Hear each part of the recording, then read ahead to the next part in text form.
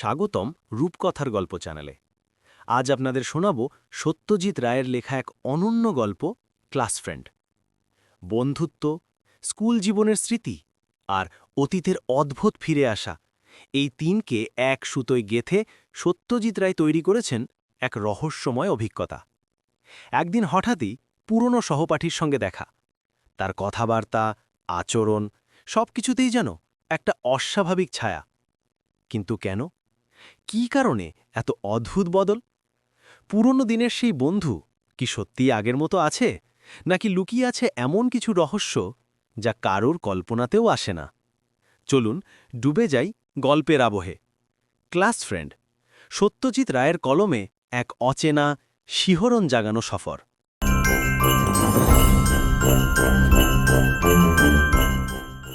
সকাল ৯:১০। মোহিত সরকার সবেমাত্র টাইয়ে ফাঁসটা পরিয়েছেন, এমন সময় তার স্ত্রী অরুণা ঘরে ঢুকে বললেন, তোমার ফোন। এই সময় আবার কে? কাঁটায় কাঁটায় ৯:৩০ অফিসে পৌঁছানোর অভ্যাস মোহিত সরকারের।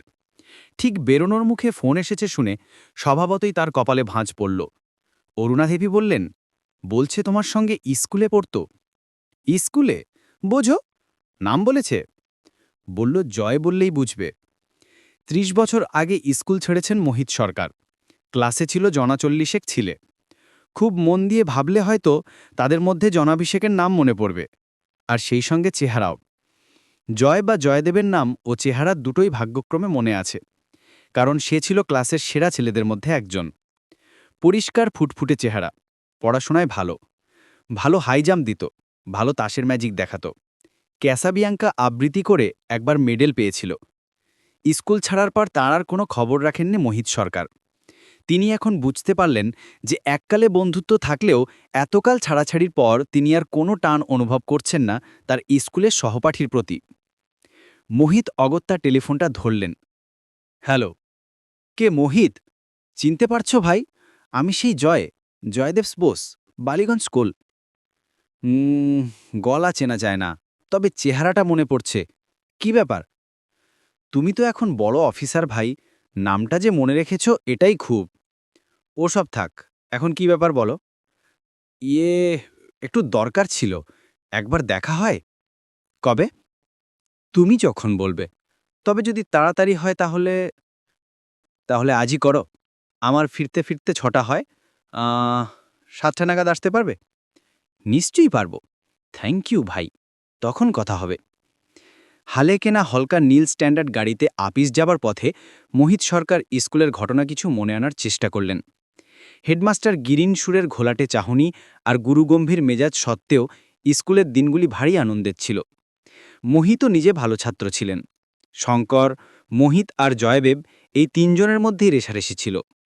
ফার্স্ট, সেকেন্ড, থার্ড তিনজনে যেন পালা করে হতো। ক্লাস 6 থেকে মোহিত সরকার আর জয়দেব বোস একসঙ্গে পড়েছেন। অনেক সময় এক বেঞ্চেতেই পাশাপাশি বসতেন দুজন।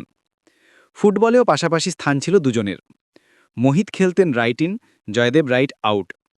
তখন মোহিতের মনে হতো এই বন্ধুত্ব বুঝি চিরকালের, কিন্তু স্কুল ছাড়ার পরেই দুজনের রাস্তা আলাদা হয়ে গেল। মোহিতের বাবা ছিলেন অবস্থাপন্ন লোক, কলকাতার নামকরা ব্যারিস্টার। স্কুল শেষ করে মোহিত ভালো কলেজে ঢুকে ভালো পাশ করে ২ বছরের মধ্যেই ভালো সদাগরি আপিসে চাকরি পেয়ে যায়। জয়দেব চলে যায় অন্য শহরের অন্য কলেজে, কারণ তার বাবার ছিল বদলির চাকরি। তারপর আশ্চর্য ব্যাপার, মোহিত দেখেন যে তিনি আর জয়দেবের অভাব বোধ করছেন না। তার জায়গায় নতুন বন্ধু জুটেছে কলেজে। তারপর সেই বন্ধু বদলে গেল যখন ছাত্রজীবন শেষ করে মোহিত চাকরির জীবনে প্রবেশ করলেন। এখন তিনি তার আপিসের ৪ জন মাথার মধ্যে একজন, এবং তার সবচেয়ে ঘনিষ্ঠ বন্ধু হল তার একইজন সহকর্মী। স্কুলের সহপাঠীদের মধ্যে একমাত্র প্রজ্ঞান সেনগুপ্তের সঙ্গে মাঝে মাঝে ক্লাবে দেখা হয়। সেও ভালো আপিসে বড় কাজ করে। আশ্চর্য, স্কুলের স্মৃতির মধ্যে কিন্তু প্রজ্ঞানের কোনো স্থান নেই। অথচ জয়দেব, যার সঙ্গে ৩০ বছর দেখাই হয়নি, স্মৃতির অনেকটা জায়গা দখল করে আছে। এই সত্যটা মোহিত পুরনো কথা ভাবতে ভাবতে বেশ ভালো করে বুঝতে পারলেন। মোহিতের অফিসটা সেন্ট্রাল অ্যাভিনিউতে। চৌরঙ্গি আর সুরেন ব্যানার্জির সংযোগস্থলের কাছাকাছি আসতেই গাড়ির ভিড়, মোটরের হর্ন আর বাসের ধোঁয়া মোহিত সরকারকে স্মৃতির জগৎ থেকে হুড়মুড়িয়ে বাস্তব জগতে এনে ফেলল। হাতের ঘড়িটার দিকে চোখ পড়াতে মোহিত বুঝলেন যে তিনি আজ মিনিট ৩ লেট হবেন। অফিসের কাজ ছেড়ে সন্ধ্যাকার লিরোডের বাড়িতে ফিরলেন মোহিত, যখন তার মনে বালিগঞ্জ গভর্নমেন্ট স্কুলের স্মৃতির কণামাত্র অবশিষ্ট নেই। সত্যি বলতে কি, তিনি সকালে টেলিফোনের কথাটাও বেমালুম ভুলে গিয়েছিলেন। সেটা মনে পড়ল যখন বেয়ারা বিপিন বৈঠকখানায় এসে তার হাতে রুলটানা খাতার পাতা ভাঁজ করে ছেঁড়া একটা চিরকুট দিল। তাতে ইংরেজিতে লেখা, Joydeb Bose, as per appointment. রেডিওতে বিবিসির খবরটা বন্ধ করে মোহিত বিপিনকে বললেন, ভেতরে আসতে বলো। আর বলেই মনে হলো, জয় এতকাল পরে আসছে, তার জন্য কিছু খাবার আনিয়ে রাখা উচিত ছিল। আপিস ফেরত পার্ক স্ট্রিট থেকে কেক পেস্ট্রি জাতীয় কিছু কিনে আনা তার পক্ষে খুবই সহজ ছিল, কিন্তু খেয়াল হয়নি। তার স্ত্রী কি আর নিজে খেয়াল করে এ কাজটা করেছেন? চিনতে পারছ? গলা শুনে আর সেই সঙ্গে কণ্ঠস্বরের অধিকারীকে দেখে মোহিত সরকারের যে প্রতিক্রিয়াটা হলো, সেটা সিঁড়ি উঠতে গিয়ে শেষ ধাপ পেরোনোর পরেও আরেক ধাপ আছে মনে করে পা ফেললে হয়। চৌকাঠ পেরিয়ে ঘরের ভেতর এসে দাঁড়িয়েছিলেন যিনি, তার পরনে ছাই রঙের বেখাপা ঢলঢলে সুতির প্যান্টের উপর হাতকাটা সস্তা ছিটের শার্ট, দুটির কোনোটিই কসমিনকালে স্ত্রীর সংস্পর্শে এসেছে বলে মনে হয় না। শার্টের কলারের ভেতর দিয়ে যে মুখটি বেরিয়ে আছে, তার সঙ্গে অনেক চেষ্টা করেও মোহিত তার স্মৃতির জয়দেবের সঙ্গে কোনো সাদৃশ্য খুঁজে পেলেন না। আগন্তুকের চোখ কোটরে বসা, গায়ের রং রোদে পড়ে ঝামা, গাল তোবড়ে, থুতনিতে অন্তত 3 দিনের কাঁচা পাকা দাড়ি, মাথার উপর অংশ মসৃণ, কানের পাশে কয়েকগাছা পাকা চুল।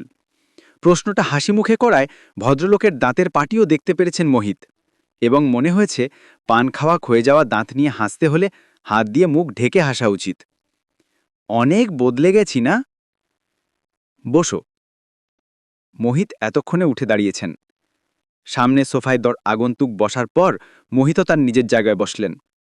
মোহিতের নিজের ছাত্রজীবনের কয়েকটা ছবি তার অ্যালবামে আছে। সেই ছবিতে 14 বছর বয়সের মোহিতকের সঙ্গে আজকের মোহিতের আদল বার করতে অসুবিধা হয় না। তাহলে একে চেনা এত কঠিন হচ্ছে কেন? 30 বছরে একজনের চেহারা এত পরিবর্তন হয় কি? তোমাকে কিন্তু বেশ চেনা যায়, রাস্তায় দেখলেও চিনতে পারতাম, ভদ্রলোক কথা বলে চলেছেন। আসলে আমার উপর দিয়ে অনেক ঝড় বয়ে গেছে। কলেজে পড়তে পড়তে বাবা মারা গেলেন, আমি পড়া ছেড়ে চাকরির ধান্দায় ঘুরতে শুরু করি। তারপর ব্যাপার তো বোঝই, কপাল আর ব্যাকিং, এ দুটো যদি না থাকে তাহলে আজকের দিনে একজন ইয়ের পক্ষে। মোহিত বিপিনকে ডেকে চা আনতে বললেন, আর সেই সঙ্গে এই ভেবে আশ্বস্ত হলেন যে কেক মিষ্টি যদি নাও থাকে তাহলেও ক্ষতি নেই, এনার পক্ষে বিস্কুটই যথেষ্ট। ওহ, ভদ্রলোক বলে চলেছেন, আজ সারা দিন ধরে কত পুরনো কথাই না ভেবেছি জানো মোহিত। মোহিত নিজেরও যে কিছুটা সময় তাই করেছেন সেটা আর বললেন না। এলসিএম জিসিএমকে মনে আছে? মোহিতের মনে ছিল না, কিন্তু বলতেই মনে পড়ল। এলসিএম হলেন পিটির মাস্টার লালচাঁদ মুখুজ্জে, আর জিসিএম হলেন অঙ্কের স্যার গোপেন মিত্তির। আমাদের খাবার জলের ট্যাঙ্কের পেছনটায় দুজনকে জোর করে পাশাপাশি দাঁড় করিয়ে কে বঙ্কে ফ্যামেরায় ছবি তুলেছিল মনে আছে? ঠোঁটের কোণে একটা হালকা হাসি এনে মোহিত বুঝিয়ে দিলেন যে তার মনে আছে। আশ্চর্য, এগুলো তো সবই সত্যি কথা। ইনি যদি জয়দেব না হন তাহলে এত কথা জানলেন কি করে? স্কুল লাইফের 5টা বছরই আমার জীবনের বেস্ট টাইম জানো ভাই, বললেন আগন্তুক। তেমন দিন আর আসবে না। মোহিত একটা কথা না বলে পারলেন না। তোমার তো মোটামুটি আমারই বয়স ছিল বলে মনে পড়ে, তোমার চেয়ে 3 মাসের ছোট। তাহলে এমন বুড়োলে কি করে? চুলের দশা এমন হলো কি করে? স্ট্রাগল ভাই স্ট্রাগল, বললেন আগন্তুক। অবশ্যই টাকটা আমাদের ফ্যামিলির অনেকেরই আছে, বাপ ঠাকুরদা দুজনেরই টাক পড়ে যায় 35-এর মধ্যে। গাল ভেঙেছে হাড় ভাড়া খাটুনির জন্য আর প্রপার ডায়েটের অভাবে। তোমাদের মতো তো টেবিল চেয়ারে বসে কাজ নয় ভাই। কারখানায় কাজ করেছি 7 বছর, তারপর মেডিকেল সেলসম্যান, ইন্স্যুরেন্সের দালালি, এ দালালি সে দালালি। এক কাজে টিকে থাকবো সে তো আর কপালে লেখা নেই। তাঁতের মাকুর মতো একবার এদিক একবার ওদিক। কথায় বলে শরীরের নাম মহাশয়, যা সওয়াবে তাই সয়। অথচ তাতে শেষ অবধি শরীরটা গিয়ে কি দাঁড়ায় তা তো আর বলে না, সেটা আমায় দেখে বুঝতে হবে। বিপিন চা এনে দিল, সঙ্গে প্লেটে সন্দেশ আর সিঙাড়া। গিন্নির খেয়াল আছে বলতে হবে। গিন্নির ক্লাস ফ্রেন্ডের এই শ্রী দেখলে কি ভাবতেন সেটা মোহিত আন্দাজ করতে পারলেন না। তুমি খাবে না? আগন্তুক প্রশ্ন করলেন। মোহিত মাথা নাড়লেন। আমি এইমাত্র খেয়েছি।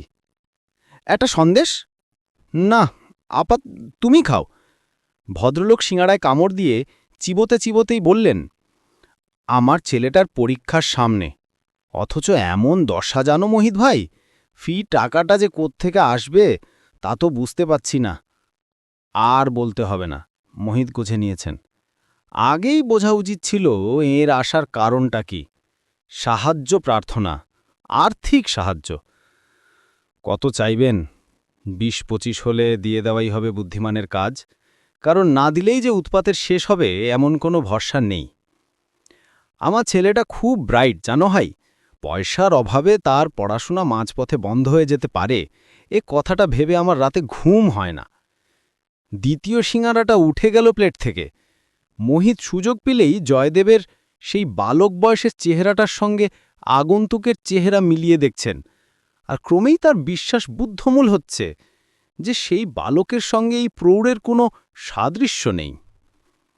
তাই বলছিলাম ভাই, চায়ে সশব্দ চুমুক দিয়ে বললেন আগন্তুক, অন্তত 100 কি 150 যদি এই পুরনো বন্ধুর হাতে তুলে দিতে পারো তাহলে।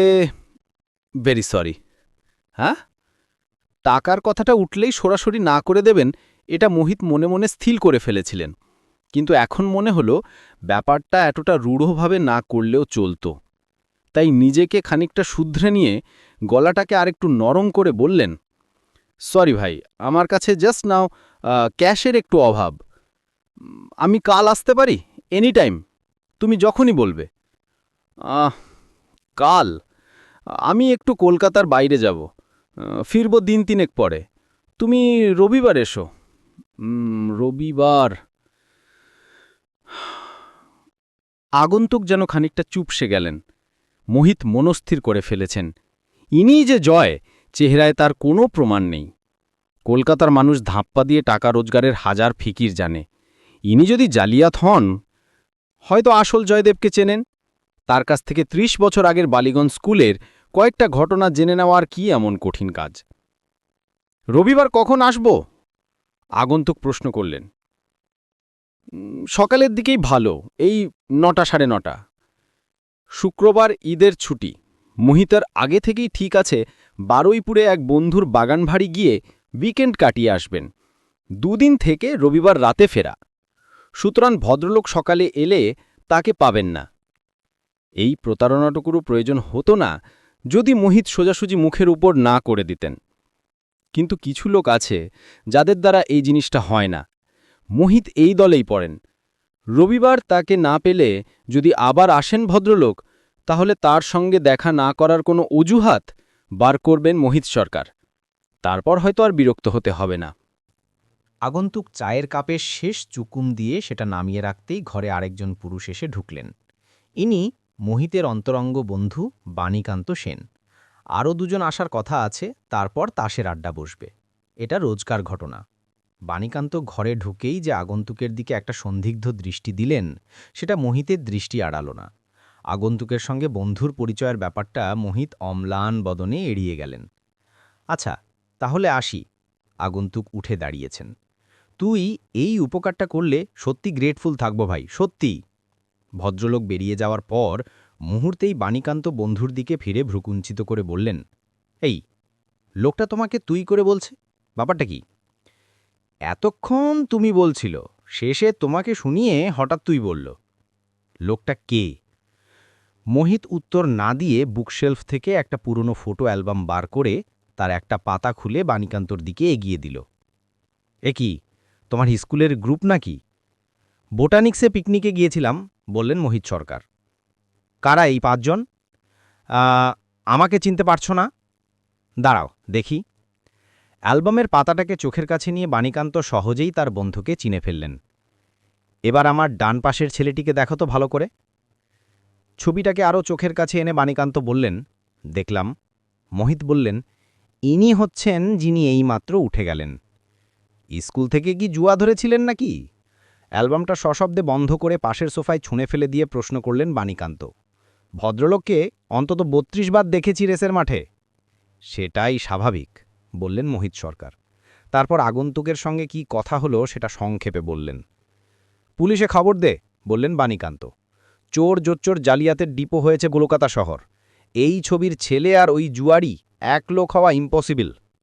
মোহিত হালকা হাসি হেসে বললেন, রবিবার এসে আমাকে না পেলেই ব্যাপারটা বুঝবে, তারপর আর উৎপাত করবে বলে মনে হয় না। বারুইপুরে বন্ধুর পুকুরের মাছ, পোলট্রির মুরগির ডিম আর গাছের আম জাম ডাব পেয়ারা খেয়ে, বুকুলস গাছের ছালায় শতরঞ্জি পেতে বুকে বালিশ নিয়ে তাস খেলে শরীর ও মনের অবসাদ দূর করে রবিবার রাত 11টায় বাড়ি ফিরে মোহিত সরকার বিপিন বেয়ারার কাছে শুনছেন যে সেদিন যে ভদ্রলোকটি এসেছিলেন তিনি আজ সকালেও আবার এসেছিলেন। যাওয়ার সময় কিছু বলে গেছেন কি? আগে না, বলল বিপিন। যাক, নিশ্চিন্ত। একটা সামান্য কৌশল, কিন্তু তাতে কাজ দিয়েছে অনেক। আর আসবে না, আপদ গেছে। কিন্তু না, আপদ সেদিনের জন্য গেলেও পরের দিন সকাল 8টা নাগাদ মোহিত যখন বৈঠকখানায় বসে খবরের কাগজ পড়ছেন, তখন বিপিন আবার একটা ভাঁজ গড়া চিরকুট এনে দিল তাকে। মোহিত খুলে দেখলেন 3 লাইনের একটি চিঠি। ভাই মোহিত, আমার ডান পাটা মচকেছে, তাই ছেলেকে পাঠাচ্ছি। সাহায্যস্বরূপ সামান্য কিছু ও এর হাতে দিলে অশেষ উপকার হবে, আশা করি হতাশ করবে না। ইতি জয়। মোহিত বুঝলেন এবার আর রেহাই নেই, তবে সামান্য মানে সামান্যই এই স্থির করে তিনি বেয়ারাকে বললেন, ডাক ছেলেটিকে। মিনিটখানেকের মধ্যেই একটি 13-14 বছরের ছেলে দরজা দিয়ে ঢুকে মোহিতের দিকে এগিয়ে এসে তাকে প্রণাম করে আবার কয়েক পা পিছিয়ে গিয়ে চুপ করে দাঁড়িয়ে রইল। মোহিত তার দিকে মিনিটখানেক চেয়ে থাকলেন, তারপর বললেন, বস। ছেলেটি একটু ইতস্তত ভাব করে একটি সোফার এক কোণে হাত দুটোকে কোলের ওপর জোড়ো করে বসল। আমি আসছি, এক্ষুনি। মোহিত দোতলায় গেলেন। স্ত্রীর আঁচল থেকে চাবির গোছাটা খুলে নিয়ে আলমারি খুলে দেরাজ থেকে 4টে 50 টাকার নোট বার করে একটা খামে পুরে আলমারি বন্ধ করে আবার নিচের বৈঠকখানায় ফিরে এলেন। কি নাম তোমার? শ্রী সঞ্জয় কুমার বোস। এতে টাকা আছে, সাবধানে নিতে পারবে? ছেলেটি মাথা নেড়ে হ্যাঁ বলল। কোথায় নেবে? বুক পকেটে। ট্রামে ফিরবে না বাসে? হেঁটে। হেঁটে। কোথায় বাড়ি তোমার? মির্জাপুর স্ট্রিট। এত দূর হাঁটবে? বাবা বলেছেন হেঁটে ফিরতে। তার চেয়ে এক কাজ করো, ঘণ্টাখানেক বস, চা মিষ্টি খাও, অনেক বইটই আছে দেখো। আমি 9টায় অফিসে যাব, আমায় নামিয়ে দিয়ে আমার গাড়ি তোমার বাড়ি পৌঁছে দেবে। তুমি বাড়ি চিনিয়ে দিতে পারবে তো? ছেলেটি আবার মাথা নেড়ে হ্যাঁ বলল। মোহিত বিপিনকে ডেকে ছেলেটির জন্য চা দিতে বলে অফিসে যাওয়ার জন্য তৈরি হতে দোতলায় রওনা হলেন। ভারী হালকা বোধ করছেন তিনি, ভারী প্রসন্ন। জয়কে দেখে না চিনলেও তিনি তার ছেলে সঞ্জয়ের মধ্যে তার 30 বছর আগের ক্লাস ফ্রেন্ডটিকেই ফিরে পেয়েছেন।